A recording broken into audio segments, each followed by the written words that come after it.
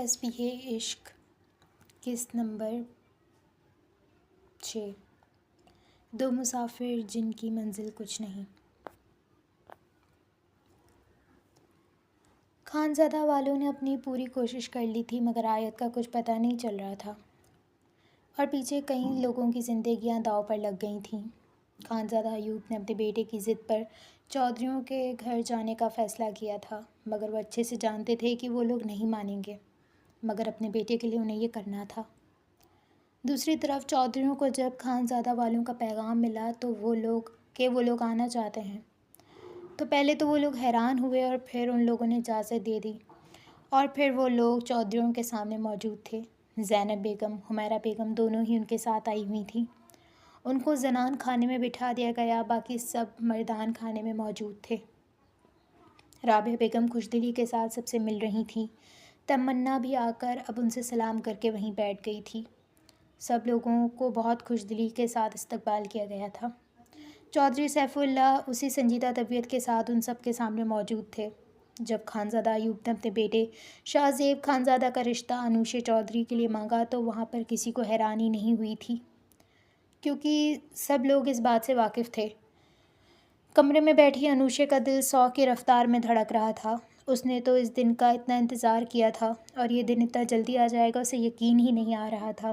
خود کے دل کو قابو کرتے ہوئے وہ باہر کا منظر دیکھ رہی تھی جب اگلے ہی پل زحال کمرے کے اندر داخل ہوئی اور وہ سیدھا انوشے کے پاس آئی تھی۔ انوشے اسے گلے لگ کر بہت خوش ہو رہی تھی مگر زحال کے آنکھوں میں کچھ عجیب تھا جو شاید انوشے اپنی خوشی کے باعث محسوس نہیں کر پائی۔ آپی، کیا واقعی میں ماموں جان رشتے کے لیے مان جائیں گے؟ میں خانزادہ حویلی کی بہو بن جاؤں گی، شاہ زیب خانزادہ کی بیوی۔ ہائے، یہ احساس ہی کتنا سہانا ہے۔ میں بہت خوش ہوں، بہت زیادہ۔ وہ اپنی خوشی اپنی بہن کو بتا رہی تھی مگر زحال بے تاثر لہجے میں اس سے مخاطب ہوئی۔ سب نیچے آ گئے ہیں، نیچے آ جاؤ۔ اور انوشے نے چہرہ موڑ کر اپنی بہن کو دیکھا مگر خود کا وہم سمجھ کر وہ نظر انداز کر گئی۔ نیچے آئی تو زینب بیگم نے اس کے سر پر ہاتھ رکھا اور دعا دی۔ حمیرہ بیگم نے بھی یہی کیا تھا۔ وہ دونوں بہنیں بہت صاف دل کی تھیں۔ حمیرہ بیگم کو افسوس تو تھا کہ ان کی بیٹی شاہ زیب کی بیوی نہیں بن پائے گی لیکن انہیں پورا یقین تھا کہ اسے بہتر دیا جائے گا۔ جب مردان خانے سے کچھ آوازیں سنائی دیں تو سب لوگوں کا دل یکدم گھبرا گیا تھا۔ ہم نے غلط کیا کہا؟ ہم نے کہا ہے کہ ہم انوشا کا رشتہ نہیں دے سکتے اور انوشے کا دل 100 ٹکڑوں میں ٹوٹا تھا۔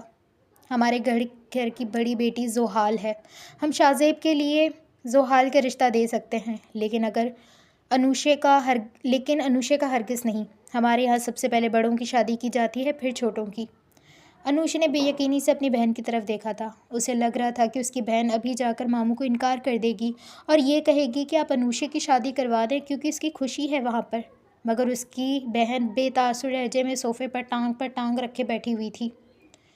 انوشے کو بہت عجیب لگ رہی تھی۔ اس نے پہلی بار زحال کا یہ روپ دیکھا تھا۔ تمنا نے انوشے کو سنبھالا تھا۔ شاہ زیب خانزادہ کی آنکھوں میں طیش اتر آیا۔ وہ تو سوچ بھی نہیں سکتا تھا کہ یہاں پر یہ سب کچھ ہو جائے گا۔ ابھی وہ کچھ کہتا کہ خانزادہ ایوب بولنا شروع ہوئے۔ ٹھیک ہے، ہمیں منظور ہے۔ اور بس یہ الفاظ تھے کہ شاہ زیب خانزادہ اور انوشے چودھری کو لگا کہ شاید وہ اپنی محبت کو ہار چکے ہیں۔ انوشے آنکھوں میں شعلے لیے اپنی بہن کو دیکھ رہی تھی۔ آپی، وہ زحال کے قریب گئی اور پکارنے لگی۔ آپ یا ماموں کو انکار کر دیں، آپ جانتی ہیں نا شاہ زیب میری خوشی ہے، ہم محبت کرتی ہوں میں اس سے۔ آپ ماموں جان، پتہ نہیں ماموں جان یہ کیا کہہ رہے ہیں۔ آپی، آپ خدا کے لیے منع کر دیں۔ وہ بے بسی کی آخری حد پر تھی۔ زحال نے نظریں موڑ کر اپنی بہن کو دیکھا پھر بولنا شروع ہوئی۔ کیا مجھے خوشیوں پہ حق نہیں ہے؟ انوشے، میں بھی انسان ہوں، مجھے بھی خوشیاں چاہیے۔ پہلے میرے رشتہ فائق کے ساتھ کیا گیا اور میرا ہونے والا شوہر نکاح والے دن ہی مر گیا۔ اس کے بعد شازم کے ساتھ کیا گیا تو اس نے مجھے انکار کر دیا۔ بتاؤ، میرے نصیب میں محبت نہیں ہے؟ میرے نصیب میں خوشیاں نہیں ہیں؟ انوشے، مجھے خوشیاں چاہیے۔ میں نے ماموں کو نہیں بولا کہ میرا رشتہ شاہ زیب کے ساتھ کر دیں لیکن اگر انہوں نے کیا ہے تو میں انکار نہیں کروں گی اور شاہ زیب میری قسمت نصیب میں ہوا تو وہ مجھے مل جائے گا، اس لیے بہتر ہوگا جو ہو رہا ہے اسے قسمت کا لکھا سمجھ کے قبول کر لو۔ زحال کے الفاظ میں زہر گھلا ہوا تھا۔ انوشے وہیں ساکت بیٹھ گئی اس نے تو کبھی سوچا بھی نہیں تھا کہ یوں اس کی بہن اس وقت اسے دھوکہ دے گی جس وقت اسے سب سے زیادہ اپنی بہن کی ضرورت ہوگی۔ وہ کچھ نہیں سن رہی تھی، اس کے کان گویا بند ہو چکے تھے۔ تمنا اسے سنبھالنے کی کوشش کر رہی تھی مگر اس کے اندر سب کچھ ٹوٹ پھوٹ گیا تھا۔ مردوں کے درمیان وہیں بحث چل رہی تھی۔ جب خانزادہ ایوب نے اپنا فیصلہ سنایا تو چودھری سیف اللہ پہ چتاب کھاتے رہ گئے۔ ہم زحال کو قبول کرنے کو تیار ہیں مگر ہمیں اپنے بیٹے کے لیے تمنا کا ہاتھ چاہیے۔ اور تمنا کا دل بند ہونے کو آ گیا۔ دل بند تو منان کا بھی ہوا تھا۔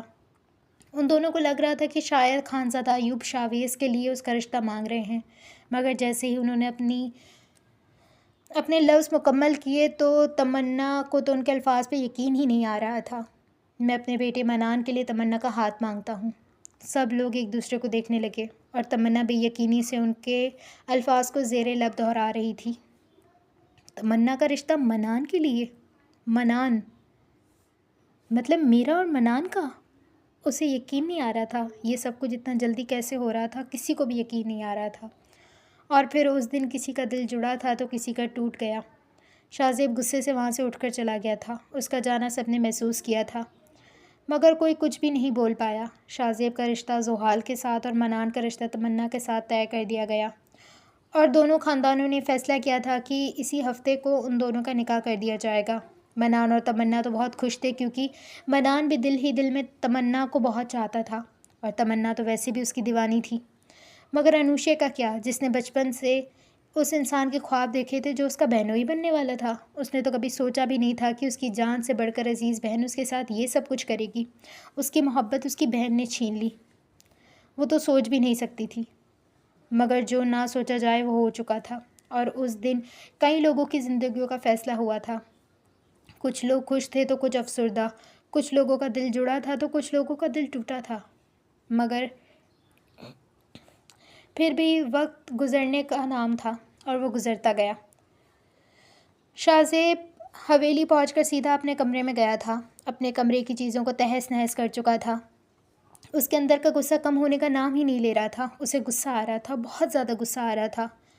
وہ کس لیے گیا تھا اور وہاں پر کیا ہو گیا تھا؟ اس نے تو کبھی سوچا بھی نہیں تھا کہ جس لڑکی سے وہ محبت کرتا ہے اسی کی ہی بڑی بہن کے ساتھ اس کی شادی طے کر دی جائے گی۔ اسے اپنے بابا سے بات کرنی تھی اور وہ اسی ارادے سے ان کے کمرے کی جانب بڑھ گیا تھا، مگر وہاں پہنچ کر کمرہ خالی دیکھ کر وہ مڑنے ہی لگا تھا جب مفرا سامنے آ گئی۔ بھائی کیا ہوا ہے، سب ٹھیک تو ہے؟ وہ پریشانی سے پوچھ رہی تھی کیونکہ سچ میں اس وقت اس کی حالت ٹھیک نہیں لگ رہی تھی۔ ظاہشہ اور حرم بھی وہاں پر آ چکی تھیں۔ شاہ زیب کا غصہ بھرا لہجہ دیکھ کر سب لوگ ایک دوسرے کو دیکھ رہی تھیں۔ شاہ بھائی کچھ ہوا ہے؟ اس نے بس اتنا ہی کہا کہ بابا نے میرا رشتہ انوشے کی بڑی بہن کے ساتھ کر دیا اور منان کا رشتہ ان کی بیٹی تمنا کے ساتھ۔ تو سب لوگ ایک دوسرے کو دیکھنے لگیں۔ سیڑھیوں سے اترتے ہوئے میرب کے کانوں میں جب یہ الفاظ گئے تو وہ وہیں پر سیڑھیوں پہ ہی تھم گئی۔ منان کا رشتہ تمنا کے ساتھ، یہ الفاظ اس کے دل کو چیرنے کے لیے کافی تھے۔ وہ بے یقین تھی۔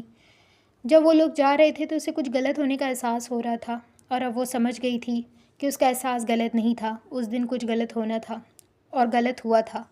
میرب کا دل ٹوٹا تھا۔ حنان اور تمنا کو ان کی محبت کی منزل ملنے والی تھی۔ انوشے چودھری اپنی بہن کے ہاتھوں ڈسی گئی تھی۔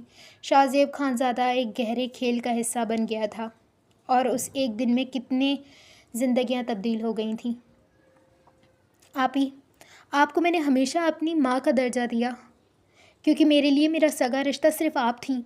مومانی نے ہمیں بیٹیوں کی طرح سمجھا مگر آپ وہ تھیں جس نے ہر مشکل وقت میں میرا ساتھ دیا۔ مگر آپ ہی وہ شخص میری محبت ہے، میری زندگی، میں نے بچپن سے لے کر جوانی تک اسے چاہا ہے۔ آپ کیسے کر سکتی ہیں؟ آپ کیسے میری محبت کو مجھ سے چھین سکتی ہیں؟ آپ کو ذرا ترس نہیں آیا اپنی بہن پر؟ آپ کی بہن کیسے جیے گی اس شخص کے بغیر جس شخص میں اس کی جان بستی ہے؟ ڈائن بھی ساتھ گھر چھوڑ کر وار کرتی ہے مگر آپ نے اپنی سگی بہن کو ہی ڈس دیا۔ میں کبھی معاف نہیں کروں گی آپ کو، کبھی بھی نہیں۔ مگر یہ حقیقت تھی جس حقیقت سے کوئی منہ نہیں موڑ سکتا تھا۔ زحال پرسکون ہو کر اس کی ساری باتیں سن رہی تھی۔ اس کے چہرے کی مسکراہٹ ہنوز قائم تھی۔ جب اس کی بات مکمل ہوئی تو وہ اس کی طرف بڑھنے لگی، اس کے بہت قریب، اس کے کان کی طرف جھک کر سرگوشی والے انداز میں جو الفاظ زحال نے انوشے کو کہے تھے وہ انوشے کو حیرت میں مبتلا کر چکے تھے۔ وہ پھٹی پھٹی آنکھوں سے اپنی بہن کو دیکھ رہی تھی۔ آپ بھی؟ اس نے زیر لب اسے اپنی آواز کھائی سے آتی ہوئی محسوس ہو رہی تھی۔ وہ بے یقینی سے اپنی بہن کو دیکھ رہی تھی۔ زحال چہرے پہ پراسرار مسکراہٹ سجائے بس اتنا ہی بولی، تم میری بہن ہو، میں تمہارے ساتھ ایسا نہیں کرنا چاہتی، لیکن مجھے مجبور مت کرو انوشے کہ میں بھول جاؤں کہ میری کوئی بہن بھی ہے۔ یکدم اس کی آواز پتھر جیسی سخت ہو گئی تھی۔ انوشا کو ٹھنڈے پسینے آنے لگے۔ وہ اپنے پاؤں پر کھڑی نہیں ہو پا رہی تھی۔ یہ شادی ہونے دو، کیونکہ اس میں ہی بہتری ہے۔ اس نے بات مکمل کی اور اسے جانے کے لیے کہنے لگی۔ انوشا بھی مردہ قدموں کے ساتھ باہر نکل گئی تھی۔ آج اس کے سامنے ایک بہت بڑی حقیقت آئی تھی، جس حقیقت کو چاہ کر بھی نہیں بتا سکتی تھی۔ اگر آج اسے اپنی بہن سے سخت نفرت محسوس ہو رہی تھی، ایسی نفرت جس کا اندازہ کوئی بھی نہیں لگا سکتا تھا۔ رات کو ایک الگ ہی تماشا خانزادہ حویلی میں مچا ہوا تھا۔ شاہ زیب کی آواز سب کو حیران کر رہی تھی۔ سب لوگ جانتے تھے کہ وہ غصے والا ہے، مگر کسی کو بھی اس بات کا علم نہیں تھا کہ وہ خانزادہ ایوب کے سامنے اپنی آواز اونچی کرے گا۔ بابا، وہ ایسا کیسے کر سکتے ہیں؟ یہ آپ اچھے سے جانتے ہیں، میں انوشے کے لیے رشتہ بھیجا تھا اور آپ نے اس کی بڑی بہن کے ساتھ میرا رشتہ کر دیا۔ میں محبت کرتا ہوں اس سے۔ آپ یہ ظلم اپنی اولاد کے ساتھ کیسے کر سکتے ہیں؟ وہ آج اپنی تمیز تہذیب سب ایک طرف رکھ کر بات کر رہا تھا۔ خانزادہ ایوب پہلے تو حیران ہوئے، پھر وہ سمجھ گئے تھے کہ اس کا دکھ کافی گہرا ہے۔ انہوں نے گہری سانس لی۔ وہاں پر سب لوگ خاموش تھے اور اس خاموشی کو خانزادہ ایوب کی آواز نے توڑا تھا۔ وہ کبھی بھی اپنی چھوٹی بیٹی کا رشتہ ہمیں نہیں دیں گے، یہ میں سمجھ گیا تھا، اور تم جانتے ہو، رشتہ لے جانے سے ایک دن پہلے منان میرے پاس آیا تھا۔ اب سب کی نظریں منان کی طرف تھیں۔ میرب نے بھی ٹوٹے دل کو سنبھالتے ہوئے منان کو دیکھا تھا۔ منان تمنا کو پسند کرتا ہے، اور اگر ہم ان سے بات بگاڑ لیتے تو کبھی بھی تمنا کا رشتہ منان کے لیے نہیں دیتے، اور تم اچھے سے جانتے ہو منان میری اکلوتی اور لاڈلی بہن کی اولاد ہے۔ پہلی بار اس نے مجھ سے کچھ مانگا تھا اور میں کیسے رد کر سکتا تھا؟ مجھے کسی ایک کی خوشی چننی تھی اور میں نے منان کی خوشی چن لی۔ شاہ زیب کو لگا شاید کسی نے اس کے کانوں میں پگھلا ہوا سیسا ڈال دیا ہو۔ اس کا باپ کیا کہہ رہا تھا وہ سمجھ نہیں پا رہا تھا۔ انہوں نے اپنے بھانجے کی محبت میں اپنے بیٹے کی محبت کو نظر انداز کر دیا۔ شاہ زیب ابھی بدگمانی کے آخری حد تک پہنچ چکا تھا۔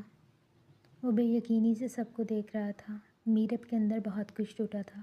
اسے تو لگ رہا تھا کہ شاید یہ خانزادہ ایوب کی مرضی سے ہوا ہے، لیکن جب اسے پتہ چلا کہ اس میں منان کی بھی خوشی شامل ہے تو وہ مکمل جیسے ٹوٹ گئی تھی۔ محبت کا چھن جانا کیسا ہوتا ہے، یہ اس وقت میرب بخوبی جانتی تھی۔ منان جھکی ہوئی نظروں سے سب کی باتیں سن رہا تھا۔ اسے شرمندگی ہو رہی تھی۔ واہ بابا، میں نے آپ سے زندگی بھر کیا مانگا؟ آج تک آپ کی ہر بات مانی۔ آپ نے مجھے کہا شاہ زیب پڑھنے کے لیے دوسرے ملک چلے جاؤ تو میں نے منع نہیں کیا، حالانکہ آپ کو پتہ تھا کہ میں آپ لوگوں کے ساتھ رہنا چاہتا ہوں، مگر آپ نے مجھے بھیج دیا۔ آپ نے آج تک مجھے جو کہا میں چپ کر کے مان گیا۔ میں نے زندگی میں پہلی بار اپنی محبت آپ سے مانگی تھی، آپ سے التجا کی تھی کہ میری محبت کو میرا بنا دیں، اور آپ نے کیا کیا؟ مجھے اس لمحے پر افسوس آ رہا ہے جس وقت میں نے آپ سے یہ بات کی تھی۔ افسوس ہو رہا ہے جس وقت میں نے آپ سے بات کی تھی۔ اگر میں آپ سے بات نہ کرتا تو کم از کم میری زندگی میں کوئی اور تو شامل نہ ہوتی، مگر آپ نے میری زندگی میں میری محبت کی ہی بہن کو شامل کر دیا۔ افسوس ہے مجھے بابا۔ وہ اپنے باپ کو افسوس بھری نظروں سے دیکھ رہا تھا، اور پھر اس کی نظر منان پر گئی۔ اور مجھے اس وقت پر بھی افسوس ہے جب میں تمہیں اس حویلی میں لایا تھا، اور منان نے جھٹکے سے اپنا سر اوپر اٹھایا تھا۔ منان کو لگا کہ جیسے کسی نے اس کے اندر خنجر پیوست کر دیا ہو۔ شاہ زیب وہیں نہیں رکا بلکہ حویلی سے نکل گیا، اور منان خود کو زمین میں گڑتا ہوا محسوس کر رہا تھا۔ وہ شاہ زیب کی ناکام محبت کا ذریعہ بنا تھا، یہ بات اسے اندر تک گلٹ میں مبتلا کر رہی تھی۔ وہ اتنا خود غرض کیسے ہو سکتا تھا کہ اپنی محبت کو حاصل کرنے کے لیے جس انسان نے اسے دوبارہ زندگی دی تھی اسی کی ہی محبت کو دور کر دیا؟ یہ تکلیف بہت بڑی تھی۔ سب لوگوں نے افسوس سے شاہ زیب کو دیکھا تھا۔ منان کی تکلیف میرب سمجھ پا رہی تھی، مگر افسوس کوئی کچھ نہیں کر سکتا تھا۔ شادی کی تیاریاں زور و شور سے جاری تھیں۔ ایک جگہ تمنا خوش بھی تھی، دوسری جگہ وہ انوشا کے لیے افسوس میں بھی تھی۔ سب لوگ چاہ کر بھی کچھ نہیں کر سکتے تھے۔ شازم نے اپنے طور پر آیت کو ڈھونڈنے کے لیے لوگ لگا دیے تھے، مگر کہیں سے بھی کوئی اچھی خبر نہیں مل رہی تھی۔ دوسری طرف خانزادہ والوں بھی آیت کو ڈھونڈ رہے تھے، مگر تقریباً 1 سال گزر جانے کے بعد سب کو یوں ہی لگا تھا کہ وہ مر گئی ہے۔ مگر نہ ہی اس بات کو منان ماننے کو تیار تھا، نہ ہی شاذم۔ وہ جانتا تھا وہ زندہ ہے، مگر اب وہ بالکل تبدیل ہو چکا تھا۔ جو شاذم چودھری اپنے باپ کا ہر بات حکم کی طرح مانتا تھا، اب وہ اپنے باپ سے مخاطب ہونا بھی چھوڑ چکا تھا۔ یہاں تک کہ وہ حویلی والوں سے کٹ کر رہ گیا تھا۔ وہ زیادہ تر اپنے شہر والے فلیٹ میں ہی ہوا کرتا۔ ہر وقت اس کی نظریں فون پر جمی ہوتیں کہ کہیں سے اسے فون آ جائے، سامنے سے یہ کہا جائے کہ آیت مل گئی ہے۔ افسوس، محبت کا یقین محبت کے جانے کے بعد ہی ہوتا ہے، اور شاذم کو بھی آیت سے بے انتہا محبت ہے، اس چیز کا اندازہ اس کے جانے کے بعد ہی ہوا تھا۔ سب لوگ شادی میں مصروف تھے، مگر شاذم کو کسی چیز کا ہوش ہی نہیں تھا۔ وہ تو ہر جگہ پاگلوں کی طرح اپنی آیت کو ڈھونڈ رہا تھا۔ دوسری طرف انوشا جو کمرے میں بند ہو کر رہ گئی تھی، اسے نہ شادی میں دلچسپی تھی، نہ ہی شادی میں جانے کا ارادہ رکھتی تھی۔ اس کے اوپر دو حقیقتیں کھلی تھیں، جو حقیقت کسی قیامت سے کم نہیں تھی۔ اس کی محبت ہمیشہ کے لیے اسے چھیننے والی تھی، اور اس محبت کو چھیننے والی اور کوئی نہیں اس کی سگی بہن تھی۔ اور دوسری طرف اپنی ہی بہن کے منہ سے ایسے انکشافات سننا جو اس کے لیے کسی قیامت سے کم نہیں تھے۔ وہ چیخ چیخ کر سب کو بتانا چاہتی تھی، مگر وہ بتا نہیں پا رہی تھی، کیونکہ اس کو پتہ تھا کہ اگر وہ بتائے گی تب بھی وہ برباد ہوگی، اور نہ بتائے گی تب بھی برباد ہوگی۔ اس لیے اس نے نہ بتا کر اپنے منہ پر گویا قفل لگا لیا تھا۔ تمنا رابعہ بیگم کئی بار اسے باہر آنے کا کہہ چکی تھی، مگر وہ ہر بار منع کر دیتی۔ تیسری طرف میرب، جس کا دل بہت بری طریقے سے ٹوٹا تھا۔ بچپن سے لے کر جوانی تک اس نے منان کے خواب دیکھے تھے۔ منان وہ انسان تھا جو اسے اپنا لگتا تھا۔ وہ منان کو دعاؤں میں مانگا کرتی تھی۔ منان جب بھی پڑھنے کے لیے ہاسٹل جاتا تھا تو وہ اداس ہو جاتی، اور پھر اس کے واپس آنے کی راہ تک رہی ہوتی، اور جب وہ واپس آتا تو اس کی خوشی کی کوئی انتہا نہیں ہوتی۔ مگر وہ محبت اب اس کی نہیں تھی، وہ انسان بھی اب اس کا نہیں تھا، اور میرب نے سوچ لیا تھا کہ اب وہ اس کو نہیں سوچے گی، کیونکہ اس کا اب منان پر کوئی حق نہیں ہے، بلکہ اس کو سوچنے کا، اس کو محسوس کرنے کا، اس سے محبت کرنے کا حق صرف تمنا چودھری کا ہے۔ اور میرب نے اپنی خاموش محبت اپنے اندر ہی کہیں دفن کر لی تھی، کیونکہ وہ جانتی تھی کہ اگر یہ محبت لوگوں کے سامنے آ گئی تو سوائے خسارے کے کچھ ہاتھ نہیں آئے گا، اور اس نے اپنا خسارہ چن کر دوسروں کو نقصان سے بچا لیا تھا۔ چوتھی طرف شاذب، جس کا دل تڑپ رہا تھا انوشا کو پانے کے لیے، وہ سوچ بھی نہیں سکتا تھا کہ اس کا اپنا باپ اس کے ساتھ ایسا کرے گا۔ جب وہاں پر یہ فیصلہ ہو رہا تھا تو اس نے امید بھری نظروں سے اپنے باپ کو دیکھا تھا۔ اسے پورا یقین تھا کہ اس کا باپ کچھ نہ کچھ کر کے سب کچھ ٹھیک کر دے گا، مگر اس کے باپ نے اپنے بھانجے کو چن کر اپنے بیٹے کو بے مول کر دیا۔ وہ بدگمانی کے سمندر کی ایسی تہہ تک پہنچ چکا تھا جہاں سے اب واپس نکلنا بہت مشکل تھا۔ ان چاروں لوگوں کا دل بہت بری طریقے سے ٹوٹا تھا، مگر قسمت نے کیا لکھا تھا اس چیز سے یہ چاروں ہی بے خبر تھے۔ مفرح، میری بات سنو۔ تمہیں اگر لگتا ہے نا تم اسے معصوم چہرہ بنا کر عالیان کو اپنی طرف متوجہ کر سکتی ہو، تو یہ بہت غلط سوچ ہے تمہاری۔ تم جس خاندان سے تعلق رکھتی ہو وہاں پر تو لڑکوں کی طرف دیکھنا بھی گناہ سمجھا جاتا ہے، تو پھر تم کیسے کسی لڑکی کو اپنی طرف متوجہ کر سکتی ہو؟ عالیان اگر تمہیں توجہ دے بھی رہا ہے تو صرف ایک وقتی جذبہ ہے، یا ٹائم پاس بھی کہہ سکتی ہو۔ اس نے اپنے ہونٹوں کو گولائی کے انداز میں کرتے ہوئے مفرح کو دیکھ کر کہا تھا۔ عالیان کو کافی وقت ہو چکا تھا وہاں پر پڑھاتے ہوئے، مگر یہ وقت علیزے نے مفرح پر تنگ کر دیا تھا۔ وہ جو اپنے کام سے کام رکھنے والی لڑکی تھی، ہر وقت علیزے کے طعنوں سے اب تھک چکی تھی۔ وہ نہیں جانتی تھی کہ عالیان اس کی طرف متوجہ ہے یا نہیں، مگر علیزے کو یہی لگتا تھا کہ وہ اسے اپنی طرف متوجہ کر رہی ہے۔ اب تو حد ہی ہو گئی تھی۔ آج وہاں پر پارٹی رکھی گئی تھی۔ مفرح آنا تو نہیں چاہتی تھی، مگر رانیہ کی وجہ سے آ گئی تھی۔ رانیہ نے اسے بہت اصرار کر کے بلایا تھا، اور وہ بلا شبہ بہت حسین لگ رہی تھی۔ وہ سادہ سا دوپٹے کے ساتھ ایک سادہ سی فراک میں موجود تھی، مگر اس سادگی میں بھی وہ قیامت خیز لگ رہی تھی۔ اس کے برعکس علیزہ نے بولڈ ڈریس پہنا ہوا تھا جو دوسرے لڑکوں کو تو اپنی طرف متوجہ کر رہا تھا، مگر عالیان مکمل نظر انداز کر رہا تھا، اور علیزہ یہ بھی محسوس کر سکتی تھی کہ عالیان کی نظریں مفرح پر جمی ہوئی ہیں، اور وہ یہ چیز ہرگز برداشت نہیں کر سکتی تھی۔ اور پھر وہ سیدھا مفرح کے پاس پہنچ گئی اور اپنے تیر کے طنز اس پہ برسانا شروع ہو گئی۔ مفرح نے ایک حد تک تو برداشت کیا تھا، مگر اب بات حد سے بڑھ گئی تھی۔ وہ اس کے خاندان تک پہنچ گئی تھی، اس کے کردار پر وار کر رہی تھی، اس کے خاندان کی تربیت پر بات کر رہی تھی، اور مفرح خانزادہ یہ ہرگز برداشت نہیں کر سکتی تھی کہ کوئی اس کے خاندان کے بارے میں ایک غلط لفظ بھی کہے۔ اس نے ایک تیکھی نظر علیزے پہ ڈالی اور ایک ایک لفظ چبا کر بولنے لگی، مبارک ہو تمہیں تمہارا آلیان، مجھے نہ اس میں کوئی انٹرسٹ ہے اور نہ تم سے منہ لگنے میں، آئندہ میرے راستے میں مت آنا، ورنہ علیزے بی بی میں چپ نہیں رہوں گی۔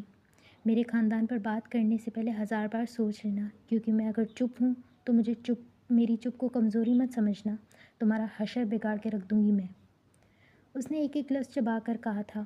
علیزے کی آنکھوں میں غصے کے شعلے برسنے لگے، مگر پھر بھی تنزیہ مسکرا کر اس کی طرف بڑھنے لگی اور پھر بولنا شروع ہوئی، اوکے، مگر جو ابھی تم نے میرے سامنے زبان چلائی ہے اس کی سزا تو ملنی چاہیے۔ اور اگلے ہی پل علیزے نے مفرح کو پانی میں دھکا دے دیا۔ وہ لوگ سوئمنگ پول کے بہت قریب تھے، اسے تیرنا نہیں آتا تھا، وہ خود کو بچانے کے لیے سب کو پکار رہی تھی۔ رانیہ نے بے بسی سے سب کو دیکھ رہی تھی، کیونکہ اسے خود بھی تیرنا نہیں آتا تھا، ورنہ وہ اسے بچا لیتی۔ سب لوگوں کو ادھر ادھر دیکھ رہی تھی کہ کوئی اسے بچا لے، مگر سب لوگ بس ہنس ہی رہے تھے۔ اور پھر اچانک سے سب کی ہنسی کو جیسے بریک لگ گئی تھی، سب کچھ تھم گیا۔ وقت شاید اس پل تھم ہی گیا تھا، سب لوگ ساکت ہو گئے، اور علیزے کو لگا جیسے کسی نے بھری محفل میں اس کے منہ پر تھپڑ دے مارا ہو۔ آلیان پانی میں کود گیا اور مفرح کو پانی سے نکالنے لگا۔ سب لوگ یہ منظر دیکھ کر حیران تھے۔ جس انسان کی توجہ حاصل کرنے کے لیے علیزے نے یہ سب کچھ کیا تھا، وہ انسان ابھی بھی کسی اور کو بچا رہا تھا۔ اس کے جسم میں آگ کے شعلے دہکنے لگے، وہ بے یقینی سے سامنے والا منظر دیکھ رہی تھی۔ مفرح نے اس کو کس کے پکڑا ہوا تھا، اس کو تیرنا نہیں آتا تھا، پانی سے وہ بہت ڈرتی تھی۔ یہ ڈر اسے بچپن ہی سے تھا، اور ابھی اسے محسوس ہو رہا تھا کہ جیسے وہ مرنے ہی والی ہے، مگر آلیان شاہ نے اسے بچا لیا تھا، کیونکہ آلیان شاہ کی جان بستی تھی مفرح خانزادہ میں۔ وہ جو پہلی نظر کی محبت کا شکار ہوا تھا، یوں اپنی محبت کو بے سہارا تھوڑی چھوڑ سکتا تھا، اس لیے نہ اس نے لوگوں کی پرواہ کی، نہ اسے کسی کی پرواہ تھی، اور نہ وہ پرواہ کرنے والا تھا، اور نہ اسے اس چیز کی پرواہ تھی کہ وہ ایک پروفیسر ہے اور وہ ایک اسٹوڈنٹ۔ اس نے سب کو نظر انداز کیا اور اپنی زندگی کو بچایا تھا۔ اس عرصے میں اس نے خود کو کافی بار اس چیز کا احساس دلایا تھا کہ اسے محبت نہیں ہے، مگر وہ اس احساس کا کیا کرتا، اس جذبات کا کیا کرتا جو مفرح کو دیکھ کر یک دم اندر بھڑک جاتے تھے۔ وہ اس سے محبت کی آخری حد تک پہنچ چکا تھا، جس سے واپسی آسان نہیں تھی۔ وہ یہ بھی چیز سمجھ گیا تھا کہ علیزے اسے پریشان کر رہی ہے، مگر وہ نظر انداز کرتا گیا، مگر اب بات حد سے بڑھ گئی تھی اور وہ اب نظر انداز نہیں کر سکتا تھا۔ اس نے پانی سے اسے نکالا اور اسے کرسی پہ بٹھا چکا تھا۔ رانی آگے بڑھ کر مفرح کو سنبھالنے لگی۔ سارے اسٹوڈنٹس آس پاس مجموعہ بنا چکے تھے، پرنسپل بھی وہاں پر آ چکے تھے، مگر سب لوگ خاموش تھے۔ علیزے نے جب بازی اپنے ہاتھ سے جاتی ہوئی محسوس کی تو ایک نیا کھیل کھیلنے کا سوچا۔ واہ، یہاں پر تو ایک الگ ہی ڈرامہ چل رہا ہے۔ ڈرامے کا نام ہے پروفیسر اور اسٹوڈنٹ کی محبت کی کہانی۔ اچھا رہے گا نا؟ وہ تالیاں بجاتے ہوئے سب کو دیکھ کر بول رہی تھی۔ آلیان کو اس کی بات پر بہت غصہ آیا تھا۔ وہ غصہ کرنے والوں میں سے نہیں تھا، مگر جب اسے غصہ آتا تھا تو وہ کسی کی نہیں سنتا تھا، مگر اس وقت وہ ضبط کے آخری مرحلے تک پہنچ چکا تھا۔ مگر یہ لڑکی اس کا ضبط آزمانے پر ڈٹی ہوئی تھی۔ اس نے مڑ کر علیزے کی طرف دیکھا۔ علیزے کے چہرے پر زہر کن مسکراہٹ تھی۔ وہ اچھے سے جانتی تھی مفرح کے خاندان کو۔ اس نے سوچ لیا تھا کہ اگر وہ شخص اس کا نہیں تو وہ پھر اسے مفرح کا بھی نہیں ہونے دے گی۔ وہ اچھے سے جانتی تھی یہ بات شاید یہاں پر سب کے لیے نارمل ہو، مگر مفرح کی زندگی میں قیامت لا سکتی ہے، اور اس نے یہی بات پھیلا دی۔ آلیان اچھے سے جانتا تھا کہ وہ کیا کرنا چاہتی ہے، مگر وہ ابھی چپ کر کے بس سننا چاہتا تھا کہ وہ کس حد تک گر سکتی ہے۔ میں نے پہلے دن ہی یہ چیز محسوس کر لی تھی، مگر اب تو سب کچھ سامنے آ چکا ہے۔ کتنی معصوم لگتی ہے، اور آپ خود کو کتنا شریف دکھاتے ہیں، اور دیکھیں ایک معصوم اور ایک شریف دکھنے والے انسان نے کیا کیا، دونوں کے درمیان ناجائز تعلق۔ ابھی وہ مزید کچھ کہتی کہ مفرح چلاتے ہوئے کھڑی ہوئی۔ تمہیں شرم آنی چاہیے علیزے، تم کسی پر بہتان لگا رہی ہو، اور تم اچھے سے جانتی ہو کہ تم جھوٹ کہہ رہی ہو، مگر پھر بھی تمہیں خدا کا خوف نہیں ہے؟ اس نے بے یقینی سے علیزے کو دیکھ کر کہا تھا۔ علیزے کے چہرے کے تاثرات اور سخت ہوئے۔ وہ کسی صورت اپنی شکست قبول کرنے کو تیار نہیں تھی۔ اس نے چہرے پر زہر خور مسکراہٹ سجا کر دیکھا۔ ابھی وہ مزید کچھ کہتی کہ آلیان درمیان میں آ گیا، اور اگلے ہی پل سوئمنگ پول کے سامنے لگی اسکرین جل اٹھی، جس پر کچھ مناظر دکھائے جا رہے تھے، اور وہ مناظر ایسے تھے کہ سب لوگ دلچسپی سے ان مناظر کو دیکھ رہے تھے، مگر اس وقت کسی کا چہرہ سفید پڑ گیا تھا، اور وہ تھی علیزے جمالی۔ سامنے اسکرین پر اس کی ویڈیو چل رہی تھی۔ میری بات سنیں، میں آپ سے محبت کرتی ہوں، آپ مجھے اپنا لیں۔ اگر آپ مجھے نہیں اپنائیں گے تو میں آپ کو کسی کو منہ دکھانے کے قابل نہیں چھوڑوں گی۔ آخر اس مفرا میں ایسا ہے کیا جو مجھ میں نہیں؟ مجھے دیکھیں میں کتنی حسین ہوں، اور آپ کے ساتھ میری جیسی لڑکی ہی اچھی لگتی ہے۔ میں ابھی بھی کہہ رہی ہوں، میری طرف آ جائیں۔ اگر آپ کہتے ہیں تو میں آپ کے ساتھ رات۔ اس کی بات آلیان نے کاٹی تھی۔ تم نے کہا تھا کہ میں۔ اس میں ایسا کیا ہے؟ اس میں حیا ہے جو تم میں دور دور تک نہیں ہے۔ اس میں تہذیب ہے جو تم میں دور دور تک نہیں ہے۔ اس میں شرم ہے جو تم میں دور دور تک نہیں ہے۔ اور سب سے بڑھ کر وہ عزت دار ہے، اور تم وہ ہو جو ایک انسان کو اپنی طرف متوجہ کرنے کے لیے اپنا جسم پیش کر رہی ہو۔ ہماری زبان میں ان کو طوائف کہا جاتا ہے، مگر طوائف بھی ایک گالی ہے، اور میں ہرگز کسی لڑکی کو یہ گالی نہیں دے سکتا۔ مگر تم خود سوچ لو کہ تم کیا کر رہی ہو اور کیا بن رہی ہو۔ اور اگلے ہی پل وہ اسکرین بجھ گئی۔ علیزے شرم کے مارے سب کو دیکھ رہی تھی۔ اس مجمع میں سرگوشیاں بلند ہونے لگیں۔ جو کچھ دیر پہلے مفرا پر ہنس رہے تھے، اب وہاں لوگ علیزے کو حقارت بھری نظروں سے دیکھ رہے تھے۔ علیزے کا چہرہ دھواں دھواں ہو چکا تھا۔ اس نے ایک نفرت بھری نظر مفرا پہ ڈالی تھی، مگر پھر آلیان کو دیکھ کر بولنا شروع ہوئی۔ یہ جھوٹ ہے، یہ ویڈیو ایڈٹ کی گئی ہے، میں ایسا ہرگز نہیں بول سکتی، میں جھوٹ۔ ابھی وہ مزید کچھ کہتی کہ آلیان اسے روکا اور خود بولنا شروع ہوا۔ روم نمبر 104 کی ایک ویڈیو میرے پاس بھیجی گئی ہے۔ اور پھر وہ علیزے کے تھوڑا قریب ہوا اور کان میں سرگوشی والے انداز میں کہنے لگا، جس انسان پر بھروسہ کر کے تم وہاں تک پہنچ جاتی ہو، وہیں لوگ ویڈیو بنا کر محفلوں میں تمہارا مذاق بناتے ہیں، اور امید ہے سمجھدار کے لیے اشارہ کافی ہے، اور تم بہت سمجھدار ہو۔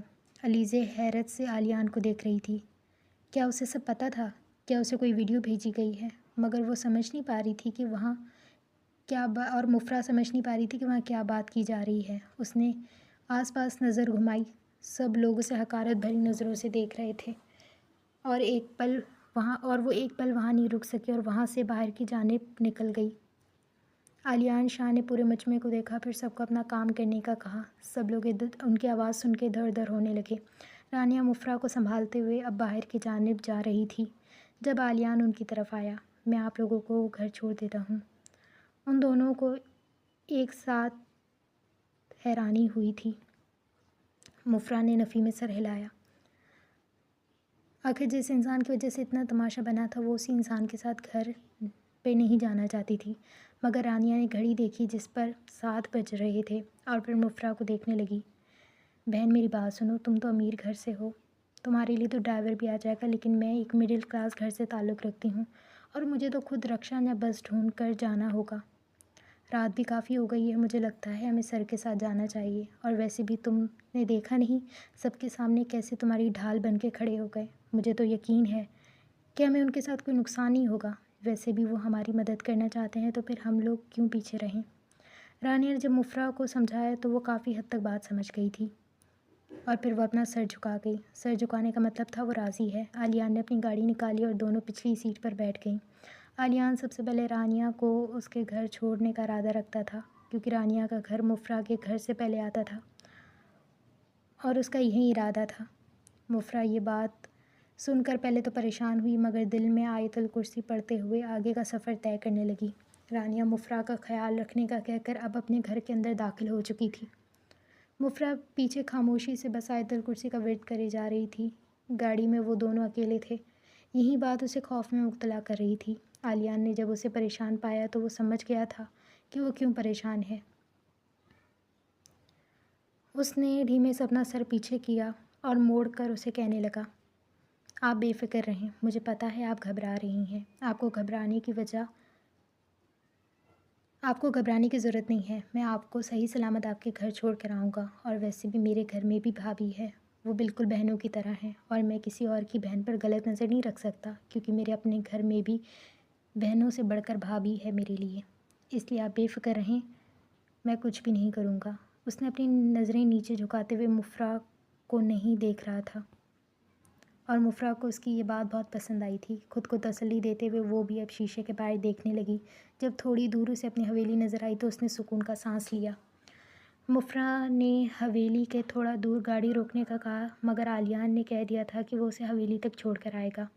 مفرح نے کافی اصرار کیا، مگر عالیان شاہ تھوڑی سننے والوں میں سے تھا، اور پھر وہ اس کو حویلی کے باہر چھوڑ کر جانے ہی والا تھا جب حویلی کے اندر سے خانزادہ ایوب نکل آئے۔ ان کے چہرے پہ پریشانی تھی۔ بیٹا، ہم نے گاڑی بھجوائی تھی تو ڈرائیور نے کہا تھا تم پہلے ہی نکل چکی ہو، ٹھیک تو ہو؟ وہ پریشان ہو رہے تھے۔ شاویز اور ارباز خانزادہ بھی باہر آ چکے تھے۔ جب ان کی نظر عالیان پر گئی تو سب لوگ حیرت سے مفرح کو دیکھ رہے تھے۔ وہ بھی ان کی نظروں کا تپش خود پر محسوس کرتے ہوئے کہ وہ لوگ کیا کہنا چاہتے ہیں وہ سمجھ گئی تھی۔ بابا، یہ میرے سر ہیں، اصل میں ہمیں جلدی واپس آنا تھا تو پھر سر نے مجھے اور آنیا کو گھر چھوڑنے کا کہا تو ہم لوگ مان گئیں۔ خانزادہ ایوب نے جب اس لڑکے کو دیکھا تو وہ نظریں جھکا کر اپنے سینے پر ہاتھ باندھ کر کھڑا تھا۔ دکھنے میں اچھے گھر کا اور تمیز والا انسان لگ رہا تھا۔ خانزادہ ایوب نے شکریہ ادا کیا، اسے اندر آنے کا کہا، مگر اس نے معذرت کر لی۔ ابھی وہ لوگ انہی باتوں میں تھے جب منان بھی وہاں پر داخل ہو چکا تھا۔ منان کی نظر جب عالیان پر پڑی تو وہ سمجھ گیا تھا کہ یہ کون ہے۔ عالیان؟ منان کی حیرت بھری آواز آئی تو عالیان نے بھی سر اٹھا کر اسے دیکھا۔ وہ منان تھا۔ عالیان اور منان ایک دوسرے کے گلے مل رہے تھے۔ جب سب لوگوں نے حیرت سے ان دونوں کو دیکھا تو پھر منان بتانا شروع ہوا، ماموں جان، یہ میرے ساتھ یونیورسٹی میں پڑھتا ہے، بہت قابل اور انٹیلیجنٹ اسٹوڈنٹ تھا، ہم دونوں بہت اچھے دوست بھی ہیں اور کافی عرصے سے ایک ساتھ ایک ہی روم میں رہتے تھے، ہاسٹل میں میرا روم میٹ بھی تھا۔ اور پھر منان کی بات سن کے تینوں کو تسلی ہوئی تھی کہ اگر وہ منان کا دوست ہے تو اس کا مطلب کہ کوئی غلط انسان نہیں ہوگا۔ منان اسے زبردستی حویلی کے اندر لے گیا، وہ بھی نہ چاہتے ہوئے اب اندر آ گیا تھا۔ مردان خانے میں چائے کا انتظام کیا گیا۔ وہ سب لوگ اسے کھانے کے لیے کہہ رہے تھے مگر اس نے معذرت کر لی تھی۔ اس کا یہ کہنا تھا کہ وہ اپنے بھائی اور بھابھی کے ساتھ ہی کھانا کھائے گا۔ منان نے حیرت سے اسے دیکھا، کیا اس کے بھائی کی شادی ہو رہی تھی؟ عالیان نے کندھے اچکائے تھے۔ ہونے والی ہے، تم ضرور آنا، اور آپ سب لوگ بھی ضرور آئیے گا، وہ مہذب انداز میں سب کو دیکھ کر کہہ رہا تھا۔ سب لوگوں نے خوش دلی کے ساتھ اس بات میں سر ہلایا تھا۔ باہر مفرح کا دل حلق کو آ رہا تھا۔ وہ تو سوچ بھی نہیں سکتی تھی کہ عالیان کا تعلق منان کے ساتھ اتنا گہرا ہوگا۔ حرم جو اس کی باتیں سن رہی تھی اور پھر اس کی طرف آئی، یار، ویسے تمہارا سر اتنا ہینڈسم ہے، وہ شرارت سے کہہ رہی تھی۔ حرم کی بچی، دفع ہو جا یہاں سے، مجھے ڈر لگ رہا ہے اور تم یہاں پر مزے لے رہی ہو۔ ارے کس بات سے ڈر رہی ہو؟ اور ویسے بھی اگر منان بھائی سے ان کی اچھی دوستی ہے تو اس کا مطلب کہ وہ غلط انسان نہیں ہے، تو مسئلہ کیا ہے؟ حرم اس کی پریشانی کی وجہ نہیں سمجھ پا رہی تھی، اور مفرح خود بھی پریشان تھی، مگر وہ ڈر کیوں رہی تھی؟ اس نے تو کچھ بھی ایسا نہیں کیا تھا کہ اسے ڈرنا چاہیے، تو پھر وہ ڈر کیوں رہی تھی؟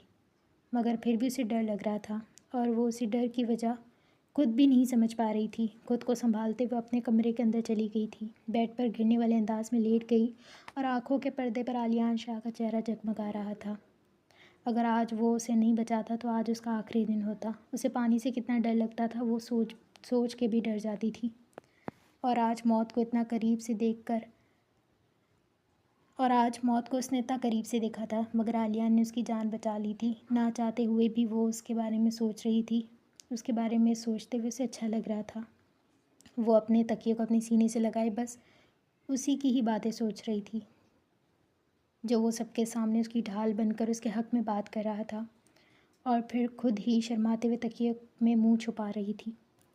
وہ خود کی کیفیت سے بھی انجان تھی۔ باہر اب عالیان گاڑی تک پہنچ چکا تھا۔ منان نے اسے دوبارہ حویلی آنے کا کہا تو اس نے وعدہ کیا تھا کہ وہ ضرور بھائی کے شادی کا کارڈ دینے آئے گا۔ سب لوگ خوش دلی کے ساتھ اس سے ملے تھے، اور پھر وہ اپنی اگلی منزل کو چلا گیا تھا، اور اب اسے مفرح خانزادہ تک پہنچنا بہت آسان لگ رہا تھا، کیونکہ اس کی محبت اس کے اپنے دوست کی بہن تھی، اور اسے پورا یقین تھا کہ اس کی محبت اسے ضرور مل جائے گی۔ آگ دونوں طرف لگی ہوئی تھی، مگر آگے کے وقت سے دونوں ہی انجان تھے۔